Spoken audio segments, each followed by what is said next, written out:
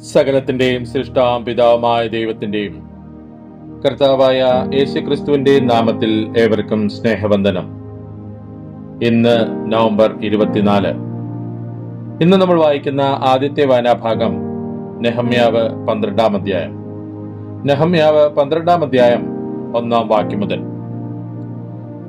ശേൽതേലിന്റെ മകനായ സെരുബാബേലിനോടും യേശുവയോടും കൂടെ വന്ന പുരോഹിതന്മാരും ലേവ്യരും ആവിത്: സെരായാവ്, ഇരമ്യാവ്, എസ്ര, അമര്യാവ്, മല്ലൂക്ക്, ഹത്തൂഷ്, ശെഖന്യാവ്, രേഹു, മെരേമോത്ത്, ഈഥോ, ഗിന്നഥോയി, അബിയാവ്, മിയാമീൻ, മയദ്യാവ്, ബിൽഗ, ശമയ്യാവ്, യോയാരീബ്, യെദായാവ്, സല്ലു, ആമോക്ക്, ഹിൽക്യാവ്, യെദായാവ്.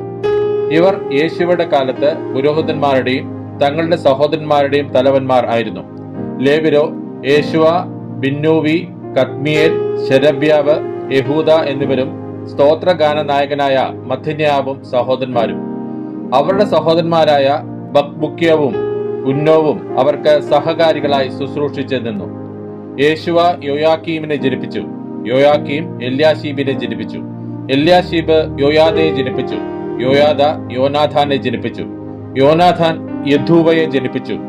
യോയാക്കീമിന്റെ കാലത്ത് പിതൃഭവന തലവന്മാരായ പുരോഹിതന്മാർ സെറായ കുലത്തിന് മെരിയാവ്, ഇരമ്യ കുലത്തിന് ഹനന്യാവ്, എസ്ര കുലത്തിന് മെശൂലാം, അമര്യ കുലത്തിന് യഹോഹാനാൻ, മല്ലു കുലത്തിന് യോനാദാൻ, ശെബന്യ കുലത്തിന് യോസെഫ്, ഹാരിം കുലത്തിന് അദ്ന, മെരായോത്ത് കുലത്തിന് ഹെൽക്കായി, ഈഥോ കുലത്തിന് സെക്കരിയാവ്, ഗിന്നഥോൻ കുലത്തിന് മെശൂലാം, അബിയ കുലത്തിന് സിക്രി, മിന്യാമിൻ കുലത്തിനും മോവാബി കുലത്തിനും പിൽത്തായി, ബിൽഗ കുലത്തിന് ശമ്മുവ, ശമയ കുലത്തിന് യഹോനാദാൻ, യോയാരീബ് കുലത്തിന് മഥനായി, യെദായ കുലത്തിന് ഉസി, സല്ലായ് കുലത്തിന് കല്ലായി, ആമോക് കുലത്തിന് ഏഭേർ, ഹിൽക്യ കുലത്തിന് ഹശബ്യാവ്, യെദായ കുലത്തിന് നെഥനേൽ. എല്യാശീബ്, യോയാദ, യോഹാനാൻ, യദുവ എന്നിവരുടെ കാലത്ത് ലേവ്യരെയും പാഴ്സി രാജാവായ ദര്യാവേശിന്റെ കാലത്ത് പുരോഹിതന്മാരെയും പിതൃഭവന തലവന്മാരായി എഴുതിവെച്ചു. ലേവ്യരായ പിതൃഭവന തലവന്മാർ ഇന്നവരെന്ന് എല്യാശീബിന്റെ മകനായ യോഹാനാന്റെ കാലം വരെ ദിനവൃത്താന്ത പുസ്തകത്തിൽ എഴുതിയിരുന്നു. ലേവ്യരുടെ തലവന്മാർ ഹശബ്യാവ്, ശെരബ്യാവ്, കദ്മിയേലിന്റെ മകൻ യേശുവ എന്നിവരും അവരുടെ സഹകാരികളായ സഹോദരന്മാരും ദൈവപുരുഷനായ ദാവീദിന്റെ കൽപ്പന പ്രകാരം തരം തരമായി നിന്ന് സ്തുതിയും സ്തോത്രവും ചെയ്തു വന്നു. മഥന്യാവും ബക്ബുക്യാവ്, ഒബദ്യാവ്, മെശൂലാം, തൽമോൻ, അക്കൂബ് എന്നിവർ വാതിലുകൾക്കരികെ ഭണ്ഡാരഗൃഹങ്ങൾ കാക്കുന്ന വാതിൽ കാവൽക്കാർ ആയിരുന്നു. ഇവർ യോസാദാക്കിന്റെ മകനായ യേശുവയുടെ മകനായ യോയാക്കീമിന്റെ കാലത്തും ദേശാധിപതിയായ നെഹമ്യാവിന്റെയും ശാസ്ത്രിയായ എസ്രാ പുരോഹിതന്റെയും കാലത്തും ഉണ്ടായിരുന്നു. യെരുശലേമിന്റെ മതിൽ പ്രതിഷ്ഠിച്ച സമയം അവർ സ്തോത്രങ്ങളോടും സംഗീതത്തോടും കൂടെ കൈത്താളങ്ങളും വീണകളും കിന്നരങ്ങളും കൊണ്ട് സന്തോഷപൂർവ്വം പ്രതിഷ്ഠ ആചരിപ്പാൻ ലേവ്യരെ അവരുടെ സർവവാസ സ്ഥലങ്ങളിൽ നിന്നും യെരുശലേമിലേക്ക് അന്വേഷിച്ചു വരുത്തി. അങ്ങനെ സംഗീതക്കാരുടെ വർഗം യെരുശലേമിന്റെ ചുറ്റുമുള്ള പ്രദേശത്ത് നിന്നും, നെത്തോഫാത്യരുടെ ഗ്രാമങ്ങളിൽ നിന്നും, ബേത് ഗിൽഗാലിൽ നിന്നും, ഗേബയുടെയും അസ്മാവേത്തിന്റെയും നാട്ടുപുറങ്ങളിൽ നിന്നും വന്നുകൂടി. സംഗീതക്കാർ യെരുശലേമിന്റെ ചുറ്റും തങ്ങൾക്ക് ഗ്രാമങ്ങൾ പണിതിരുന്നു. പുരോഹിതന്മാരും ലേവ്യരും തങ്ങളെ തന്നെ ശുദ്ധീകരിച്ചിട്ട് ജനത്തെയും വാതിലുകളെയും മതിലിനെയും ശുദ്ധീകരിച്ചു. പിന്നെ ഞാൻ യഹൂദ പ്രഭുക്കന്മാരെ മതിലിന്മേൽ കൊണ്ടുപോയി സ്തോത്രഗാനം ചെയ്തും കൊണ്ട് പ്രദക്ഷിണം ചെയ്യേണ്ടതിന് 2 വലിയ കൂട്ടങ്ങളെ നിയമിച്ചു. അവയിൽ ഒന്ന് മതിലിന്മേൽ വലത്തുഭാഗത്തു കൂടി കുപ്പവാതിൽക്കലേക്ക് പുറപ്പെട്ടു. അവരുടെ പിന്നാലെ ഹോശയ്യാവും യഹൂദ പ്രഭുക്കന്മാരിൽ പാതി പേരും നടന്നു. അസര്യാവും എസ്രായും മെശൂലാമും യഹൂദായും ബെന്യാമീനും ശമയ്യാവും ഇരമ്യാവും കാഹളങ്ങളോടുകൂടെ പുരോഹിത പുത്രന്മാരിൽ ചിലരും ആസാഫിന്റെ മകനായ സക്കൂരിന്റെ മകനായ മിഖായാവിന്റെ മകനായ മഥന്യാവിന്റെ മകനായ ശെമയ്യാവിന്റെ മകനായ യോനാഥാന്റെ മകൻ സെക്കരിയാവും ദൈവപുരുഷനായ ദാവീദിന്റെ വാദ്യങ്ങളോടുകൂടെ അവന്റെ സഹോദരന്മാരായ ശമയ്യാവ് അസരയേലും മിലലായും ഗിലലായും മയായായും നെഥനയേലും യഹൂദായും ഹനാനിയും നടന്നു. എസ്ര ശാസ്ത്രി അവരുടെ മുമ്പിൽ നടന്നു. അവർ ഉറവുവാതിൽ കടന്ന് നേരെ ദാവീദിന്റെ നഗരത്തിന്റെ പടിക്കെട്ടിൽ കൂടി ദാവീദിന്റെ അരമനയ്ക്കപ്പുറം മതിലിന്റെ കയറ്റത്തിൽ കിഴക്ക് നീർവാതിൽ വരെ ചെന്നു. സ്തോത്രഗാനക്കാരുടെ 2-ാം കൂട്ടം അവർക്ക് എതിരെ ചെന്നു. അവരുടെ പിന്നാലെ ഞാനും ജനത്തിൽ പാതിയും മതിലിന്മേൽ ചൂളഗോപുരത്തിന് അപ്പുറം വിശാല മതിൽ വരെയും എഫ്രൈം വാതിലിനപ്പുറം പഴയ വാതിലും മീൻ വാതിലും ഹനനയേലിന്റെ ഗോപുരവും ഹമയ ഗോപുരവും കടന്ന് ആട്ടുവാതിൽ വരെയും ചെന്നു. അവർ കാരാഗ്രഹ വാതിൽക്കൽ നിന്നു. അങ്ങനെ സ്തോത്രഗാനക്കാരുടെ കൂട്ടം രണ്ടും ഞാനും എന്നോടുകൂടെയുള്ള പ്രമാണികളിൽ പാതി പേരും നിന്നു. കാഹളങ്ങളോടുകൂടെ എല്യാക്കീം, മയസ്യാവ്, മിന്യാമിൻ, മിഖായാവ്, എല്യോവേനായി, സെഖര്യാവ്, ഹനന്യാവ് എന്ന പുരോഹിതന്മാരും മയസ്യാവ്, ശെമയ്യാവ്, എലയാസർ, ഉസ്സി, യഹോഹാനാൻ, മൽക്യാവ്, ഏലാം, ഏസേർ എന്നിവരും ദൈവാലയത്തിനരികെ വന്നു നിന്നു. സംഗീതക്കാർ ഉച്ചത്തിൽ പാട്ടുപാടി. ഇസ്രായാവ് അവരുടെ പ്രമാണിയായിരുന്നു. അവർ അന്ന് മഹായാഗങ്ങൾ അർപ്പിച്ച് സന്തോഷിച്ചു. ദൈവം അവർക്ക് മഹാസന്തോഷം നൽകിയിരുന്നു. സ്ത്രീകളും പൈതങ്ങളും കൂടെ സന്തോഷിച്ചു. അതുകൊണ്ട് യെരൂശലേമിലെ സന്തോഷഘോഷം ബഹുദൂരത്തോളം കേട്ടു. അന്ന് ശുശ്രൂഷിച്ച് നിൽക്കുന്ന പുരോഹിതന്മാരെയും ലേവരെയും കുറിച്ച് യഹൂദ ജനം സന്തോഷിച്ചതുകൊണ്ട് അവർ പുരോഹിതന്മാർക്കും ലേവ്യർക്കും ന്യായപ്രമാണത്താൽ നിയമിക്കപ്പെട്ട ഓഹരികളെ പട്ടണങ്ങളോട് ചേർന്ന നിലങ്ങളിൽ നിന്ന് ശേഖരിച്ച് ഭണ്ഡാരത്തിനും ഉദർച്ചാർപ്പണങ്ങൾക്കുമുള്ള അറകളിൽ സൂക്ഷിക്കേണ്ടതിന് ചില പുരുഷന്മാരെ മേൽവിചാരകന്മാരായി നിയമിച്ചു. അവർ തങ്ങളുടെ ദൈവത്തിന്റെ ശുശ്രൂഷയും ശുദ്ധീകരണ ശുശ്രൂഷയും നടത്തി. സംഗീതക്കാരും വാതിൽ കാവൽക്കാരും ദാവീദിന്റെയും അവന്റെ മകനായ ശലോമന്റെയും കൽപ്പന പ്രകാരം ചെയ്തു.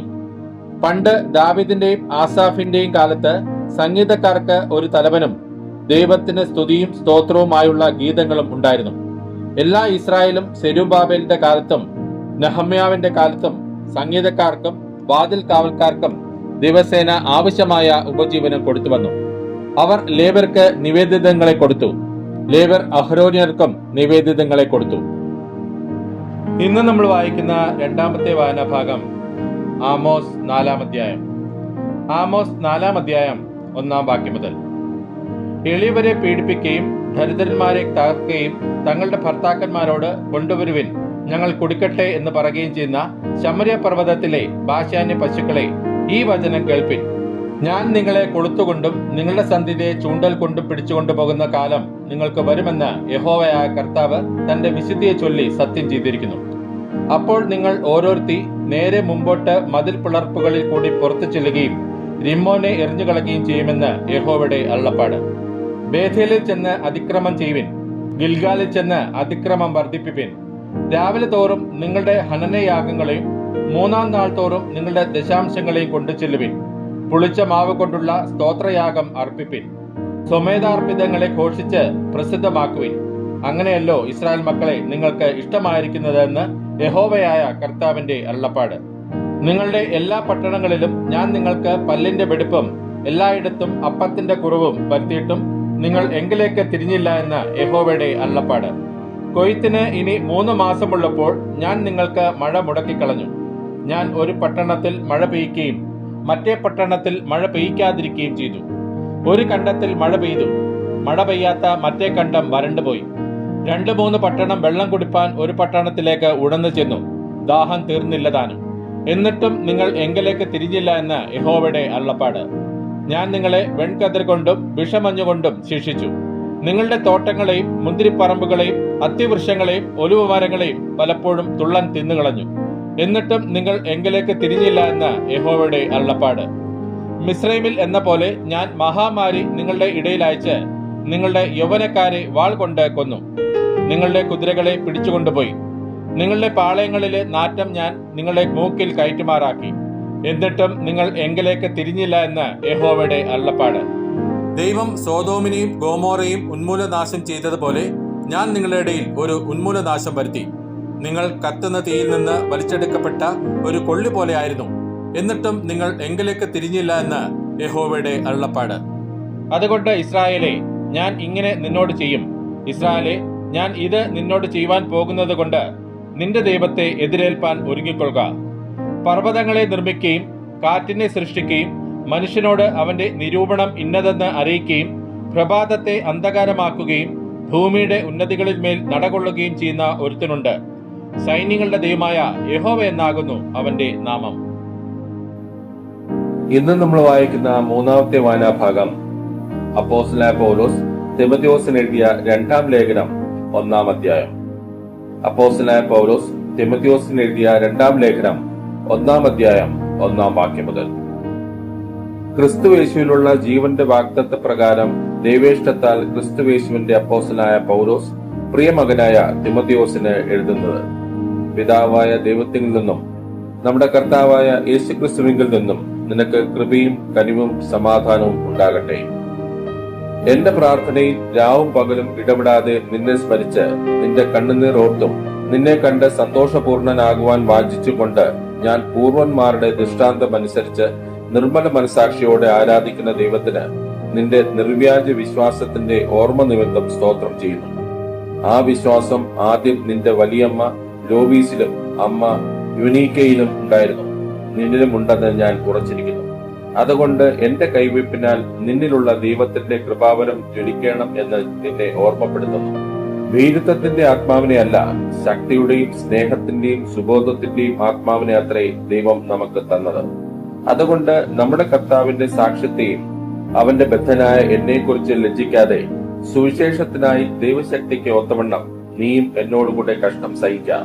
അവൻ നമ്മെ രക്ഷിക്കുകയും വിശുദ്ധ വിളി കൊണ്ട് വിളിക്കുകയും ചെയ്തത് നമ്മുടെ പ്രവൃത്തികൾ നിമിത്തമല്ല, സകല കാലത്തിനു മുമ്പേ ക്രിസ്തുവേശുവിൽ നമുക്ക് നൽകിയിരിക്കുന്നതും ഇപ്പോൾ മരണം നീക്കുകയും സുവിശേഷം കൊണ്ട് ജീവനും അക്ഷയതയും വെളിപ്പെടുത്തുകയും ചെയ്ത നമ്മുടെ രക്ഷിതാവായ ക്രിസ്തുവേശുവിന്റെ പ്രത്യക്ഷതയാൽ വെളിപ്പെട്ടിരിക്കുന്നതുമായ തന്റെ സ്വന്തം നിർണയത്തിനും കൃപയ്ക്കും ഒത്തവണ്ണമത്രേ.